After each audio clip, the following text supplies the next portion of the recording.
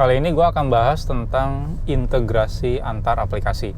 Nah, kalau di dunia nyata nanti atau di tempat kerja biasanya itu pasti kita mau nggak mau akan menghadapi satu permasalahan yang namanya integrasi antar aplikasi.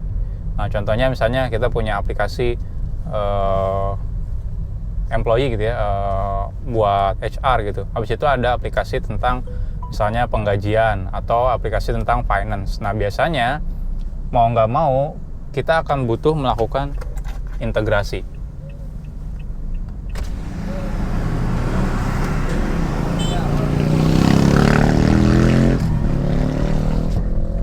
Nah, jarang banget di satu perusahaan itu cuma ada satu aplikasi di mana dia menghandle aplikasi dari A sampai Z gitu ya, dari ujung sampai ujung.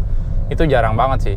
Itu pasti mau nggak mau bisa aja tiap departemen itu punya aplikasi masing-masing, atau bahkan mungkin aplikasinya dibikin oleh tim yang berbeda.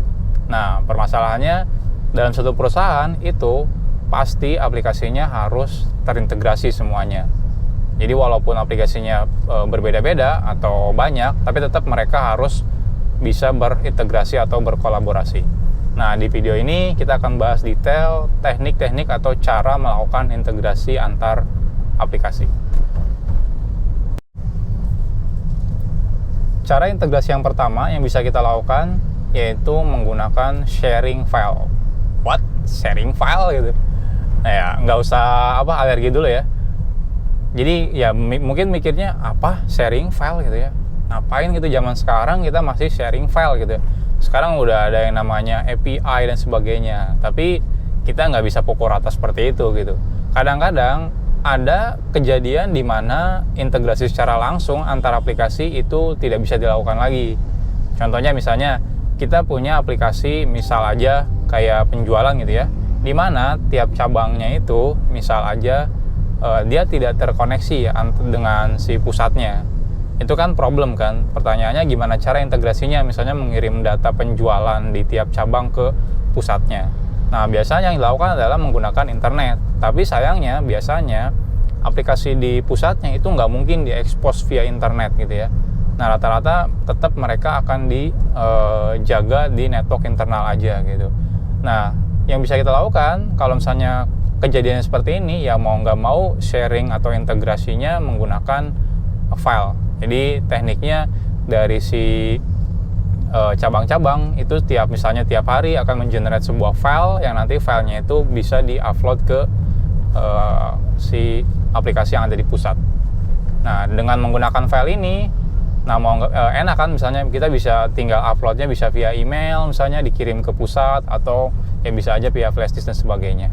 Nah, atau kadang-kadang ada juga misalnya nggak cabang seperti itu ya, misalnya tetap di perusahaan yang sama, tapi kadang-kadang ada birokrasi yang menyebabkan antara departemen misalnya tidak bisa terkoneksi si networknya. Jadi mau nggak mau biasanya untuk integrasinya dari sistem atau aplikasi yang punya data, dia akan mengenerate sebuah file secara reguler. Nanti yang aplikasi atau sistem yang butuh datanya, dia akan mengkonsum atau menerima file yang di-generate oleh si aplikasi pemilik datanya. Jadi nggak usah alergi dulu kalau misalnya ada integrasi menggunakan file, karena bisa jadi ada sebab-sebab yang menyebabkan akhirnya integrasi secara langsung antar aplikasi tidak bisa kita lakukan. Akhirnya yang bisa kita lakukan hanya integrasi menggunakan sharing file.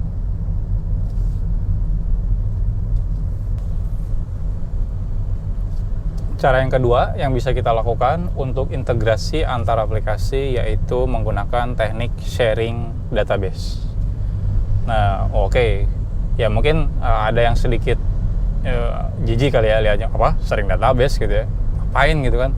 Nah, tapi kalau misalnya kadang-kadang ada alasan di mana kita lebih baik menggunakan sharing database.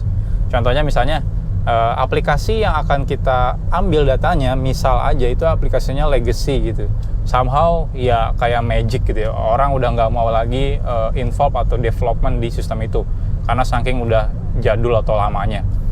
Nah, dengan kita development di aplikasi yang legacy itu, mungkin kita bisa menambah problem di aplikasi itu. Jadi dibanding kita misalnya develop lagi, misalnya bikin API di situ atau bikin apapun itu, atau mengubah legacy system, itu lebih baik kita sharing si database-nya. Jadi aplikasi yang butuh tinggal langsung tembak aja ke database-nya. Jadi nggak usah lagi tuh di otak-atik lagi si aplikasinya. Nah, tapi permasalahannya ini cuma bisa dilakukan kalau misalnya aplikasinya itu kita bisa mengakses langsung database-nya. Jadi kalau misalnya aplikasinya punya sistem lain atau bahkan punya departemen lain yang kita nggak punya akses untuk mengakses database-nya, ya mau nggak mau kita nggak bisa ngelakuin itu gitu. Nah, jadi kalau misalnya aplikasinya masih milik kita juga, tapi dan itu sedikit legacy, kita malas ngotak-ngatiknya, takut bermasalah, ya udah cara yang paling gampang yaitu dengan sharing database. Nah, problemnya lagi, sharing database ini kalau kita lakuin adalah kalau misalnya kita sharing database, itu harus dipastikan bahwa kita tidak melakukan perubahan terhadap si struktur database-nya. Kalau misalnya terjadi perubahan, itu jangan sampai itu nge-break si aplikasi yang sekarang sedang jalan. Misal aja, tiba-tiba kita merubah nama tabelnya atau bahkan merubah nama kolomnya. Itu pasti aplikasinya akan rusak, si aplikasi yang lain yang mengaksesnya. Jadi harus hati-hati banget kalau misalnya kita ngelakuin sharing database. Jadi pastikan perubahan yang kita lakukan itu tidak mengganggu sistem lain yang mengakses database yang sama. Selanjutnya, yang ketiga, teknik sharing atau integrasi aplikasi yang bisa kita lakukan yaitu menggunakan teknik remote procedural invocation atau remote procedural call. Nah, mungkin agak bingung ya, ini apa ya maksudnya. Nah, yang zaman sekarang ini ya, zaman sekarang itu orang lebih enak manggilnya misalnya integrasi menggunakan API. Ya, jadi seperti itulah yang kalau misalnya kekiniannya gitu ya, namanya API. Nah, sederhananya menggunakan remote procedural ini, jadi sistem yang punya data atau punya ya pemilik datanya gitu ya, dia akan membuat sebuah metode atau prosedur atau API yang nanti bisa dipanggil oleh sistem yang membutuhkannya. Nah, jadi kalau misalnya dari aplikasi A butuh data di aplikasi B, ya sederhana, aplikasi B akan membuat sebuah remote prosedur atau API, nanti si aplikasi A tinggal manggil aja langsung. Nah, zaman sekarang ini banyaknya itu orang akan membuat RESTful API gitu. Jadi bikin endpoint menggunakan HTTP, nanti tinggal dipanggil sama aplikasi yang butuhnya, udah selesai. Nah, cara ini adalah cara yang paling umum dilakukan saat ini kalau misalnya kita mau integrasi antar aplikasi. Kenapa? Karena dia mudah banget. Jadi kayak manggilnya itu kan kayak manggil metode di kode program kita ya. Jadi simple banget, tinggal call endpoint-nya atau prosedurnya atau API-nya, langsung kita dapat hasilnya.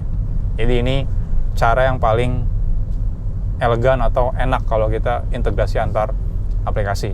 Nah, gimana kalau misalnya tadi kasusnya ada legacy system, di mana legacy systemnya itu punya departemen lain, kita nggak bisa akses database-nya. Ya sederhana sih sebenarnya, cukup nanti di departemen yang punya legacy system itu, kalau dia nggak bisa sharing database-nya, dia tinggal bikin satu aplikasi baru di mana ngakses database yang legacy itu. Setelah itu aplikasi itu akan mengekspos sebuah API atau remote procedure. Nah, aplikasi yang butuh tinggal nge-call si remote procedure atau API tersebut. Jadi seperti itu cara integrasi menggunakan remote procedural invocation.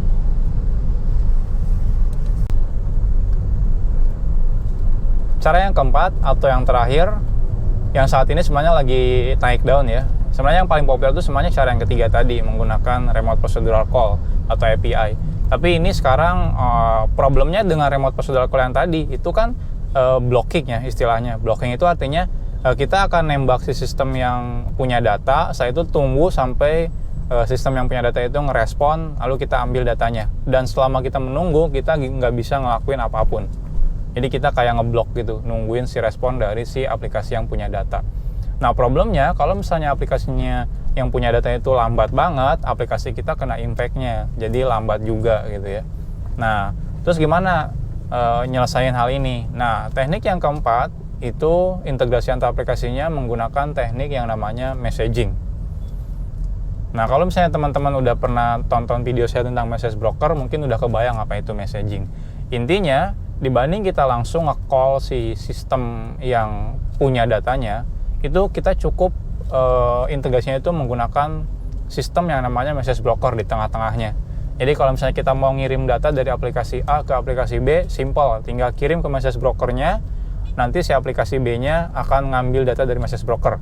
Dengan begitu, mau aplikasi B-nya lemot banget ataupun bermasalah, si aplikasi A yang akan ngirim datanya nggak peduli gitu. Jadi kecepatannya nggak akan berturun karena aplikasi yang ditembaknya itu performanya jelek.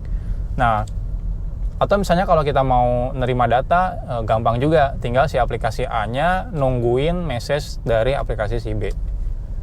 Nah, problemnya apa? Kalau misalnya kayak gitu, kenapa kita nggak tinggal pakai si messaging aja tekniknya? Karena kan lebih enak kan, lebih bagus dibanding teknik API atau Remote Procedural Call. Nah, yang ribet dari messaging ini adalah semua proses yang tadinya sinkronus atau blocking itu akan berubah menjadi asinkronus. Asinkronus itu apa? Artinya fire and forget. Jadi kalau misalnya kita mau ngambil data, kalau yang di API kan gampang kan, tinggal tembak si pemilik service-nya, tungguin datanya sampai ada, habis itu dapat datanya. Nah, kalau yang sekarang itu nggak bisa kayak gitu. Kenapa? Karena ketika kita nembak ke message broker, udah hilang, selesai prosesnya. Kita nggak bisa nungguin sampai ada reply balik dari si pemilik atau si target si service-nya. Jadi kita nggak punya fasilitas kayak fire terus tungguin sampai dapat datanya. Jadi konsepnya aja fire and forget. Jadi saat kita coba implementasi messaging, mungkin agak sedikit paradigmanya harus dirubah. Yang tadinya kita biasanya sinkronus, tembak langsung dapat data, ini jadi asinkronus, tembak, ya udah forget.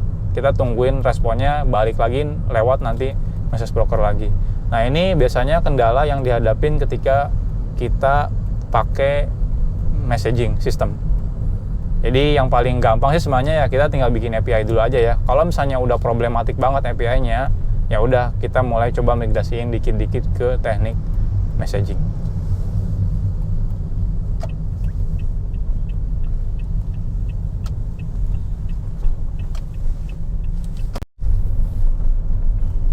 Oke, mungkin sekian aja tentang vlog kali ini, tentang integrasi antar aplikasi.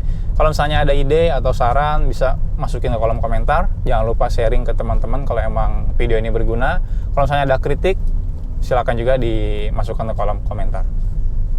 Nah, sekarang gue udah nyampe kantor. Sampai jumpa di vlog selanjutnya. Bye-bye.